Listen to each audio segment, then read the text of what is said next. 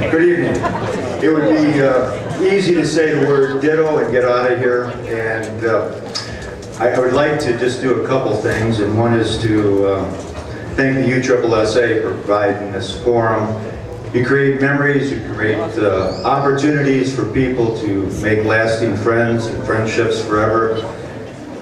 I'm absolutely honored to be here this evening in such a banquet of distinguished people that have set the standards for the hall. And I believe that the person we're about to induct is very deserving.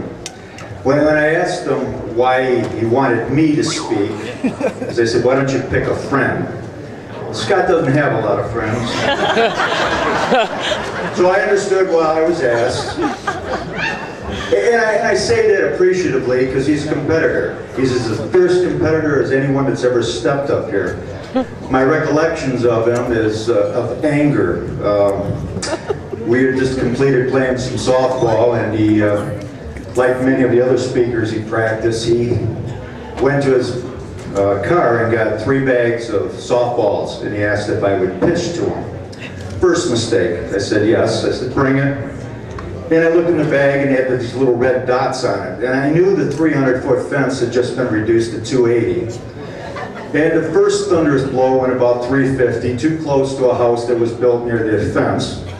So I thought I would adjust, and I dropped the balls in my hand, and I says, I better pay attention. So I pitched them outside, and there one went over the right field fence. I went on this for 100 balls thinking maybe his hands would bleed, I could get even with him. And unbelievably, when we were nearing the end of the 3rd bag, he said, do you mind if I hit up the middle? I'm thinking, what balls? This guy has almost damaged me with howitzers. But anyway, I bought into his story, and that's how I met Scott Janack. I didn't like him then, I don't like him now. You would like him if you played with him, because he had like the 5 tools that everyone talks about. He had quick.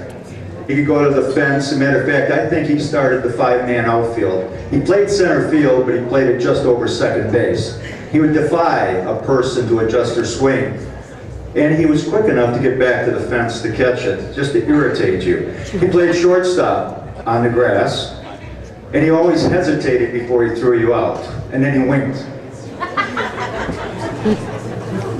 One of the things I asked Scott, I said, what would you like the crowd to know about you? Because truly, Scott is humble. He's not a person that talked about himself. He'd leave the game and go back to the hotel and be with his family. He didn't drink. He was a designated driver. So a lot of people don't know much about Scott. And I tried to pull from him, as I would at work when he'd come back after these vacations to see the big rat in Orlando for the World Championship. I recall one conversation when I was speaking to him. I said, how'd you do? And he said 19 for 21. I said, okay, 905 percentage. And as he left the room, he said, no, that was 19 out of 21 home runs. A little more impressive. Just a couple quick stories of why you're honoring him tonight, or why you're joining me in the applause and the praise. Scott played ball in 8 different states. That doesn't seem very impressive, other than the fact that he played for teams in 8 different states. Georgia, California, Florida, Mississippi, on and on and on. I was kind of impressed that that many people knew him. He's had several world championships, and there was another occasion that after a long weekend down in Orlando, he came back to me, and again, I was pulling teeth, and I asked him, how did you do?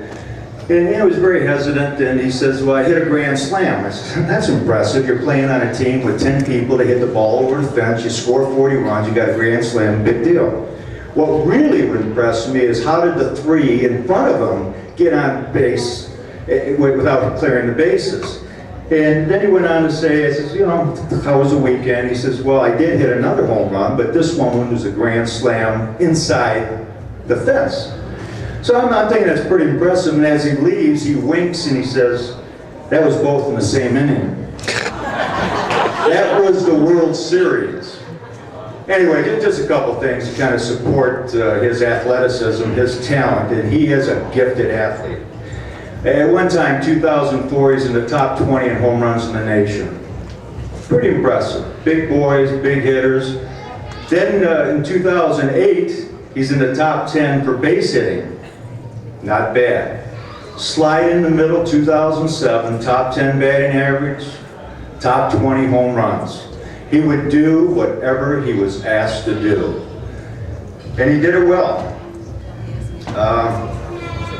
Let me just kind of finish up that something impresses me more about anybody in my life is that it's his love for family. As I said, true USSSA provides memories, creates families and friendships. Through softball, I met Scott, played with him, against him. When I played with him, I knew that I'd never be MVP. I hated him for that. But I also knew I had a good chance of winning, because he's an athlete.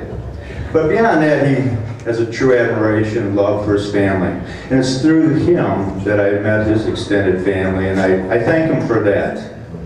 Because not only is he a talent, he'll make this hall just a little bit better as the 128th male category inducted into the Hall of Fame. Congratulations to all of you out there that are there, and Scott Janack, my friend.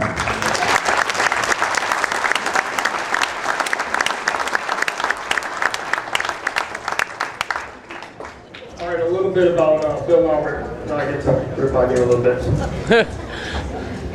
Bill was my building principal. It was my first job. I had an interview, and he calls me in. There's a job opening for a phys ed job, and the job starts on a Monday. He calls me in on a Friday and starts the interview. Tell me a little bit about yourself. So I said, you know, I went to school here at Eastern and played a little baseball and some softball. Oh, you played softball? That was the end of the interview. Honest to God. We talked for about 40 minutes, strictly softball, traveling, playing everything. And at the end, he said, can you be here on Monday? I said, no, I'm going to be playing in the World Series. Can I come on Tuesday? I guess. So that's how I met Bill. And like he said, with the whole family thing is where he rubbed off on me. And he was that school father figure that got me going. And I am what I am today as far as teaching is concerned. So thank you, Bill. I want to thank God. I want to thank you, USSSA. All my coaches, I ran into a few of them tonight. All the players, thank you for being a teammate. Sponsors, umpires, teammates, friends, and anybody else out there. Thank you, thank you, thank you. Special congratulations to the people up here, fellow Hall of Famers, everybody else. Again, thank you very much. A little bit about me playing. When I was still playing baseball in high school, and a buddy of mine from high school calls me up and says, hey, my dad needs a player tonight. My stepfather needs a player tonight. So I said, yeah, sure, we'll go out there, I'll play. And had a successful game, had some fun, and happened to be seen by a person who knew another coach that got me going and got me moving up the ladder. And from there, it was just pretty much you go out, you work hard, you do what you're supposed to do, play the game the right way, and you're going to get noticed. And thankfully, I had those things fall in place, and it got me to the level, and the next level of where I ended up playing. I want to thank my mom and dad. My dad, from the earliest age I can remember, he's out throwing me pitches, getting me involved in all kinds of sports. My mom was very supportive. One of the most memorable moments I have with my dad is when we won our first World Series, and I struggled at a bat earlier in the game, and I looked up to him. And if you ever seen my dad, he doesn't say much of anything during the game. So I get up the next time and just happen to have the bases loaded, and I ended up hitting a home run. And I remember looking back at my dad, and he gave me a nice little fist. And that was about as much emotion as that he ever gave me. And Dad, I love you for it so much.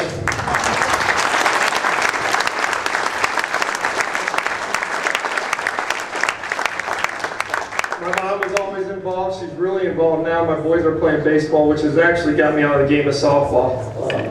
So I apologize. There's a lot of people out here still asking to come out, and it's not going to happen. The boys are first. The family's first. So unfortunately, I'm done until they move on. My grandparents, they were very, very helpful. My mom's side of the family was Walt and Bev, and my dad's side of the family, we had Tom and Eleanor. They were always at my games.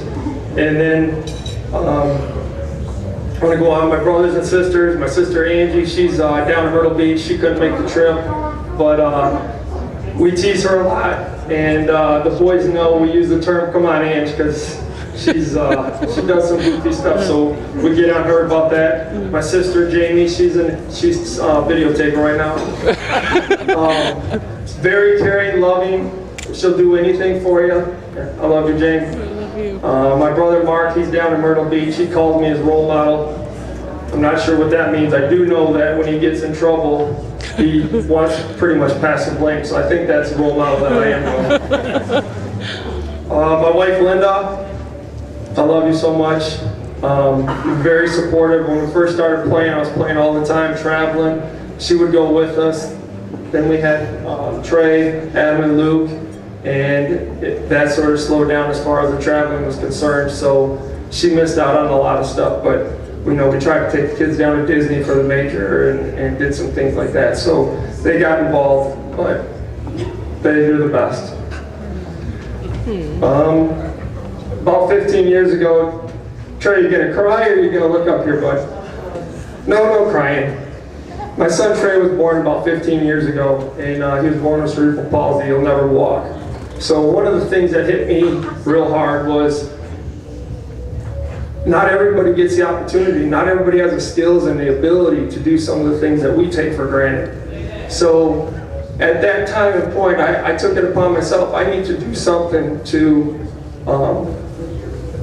do what I can. Put in the work and time and effort to do what God's given me and take advantage of it. And he plays in the Miracle Baseball League. He does a lot of stuff, and he's been a motivator for me. And Trey, you can't be a punk down there, bud.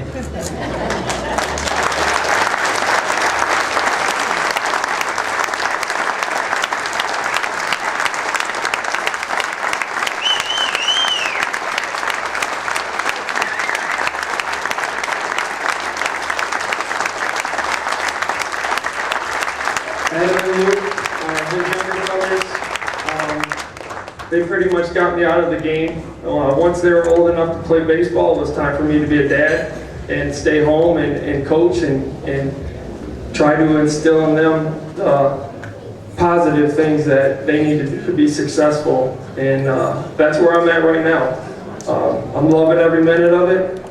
I'll never second guess the things that I'm doing now. And I love you guys. I really do. You guys did an awesome game. I'll never, ever miss a game. I promise you I won't miss a game. So those people who think they're going to get me out and play, it's not happening. Again, I want to thank everybody who's got me to where I'm at today. Softball's been a lot of fun, a lot of traveling, meeting a lot of people, players, everybody. You guys have made me better as a person, as a player, everything. So thank you very much. And then, again, thank you to everybody for recommending me and getting me into the USSSA Hall of Fame for 2014. Thank you very much.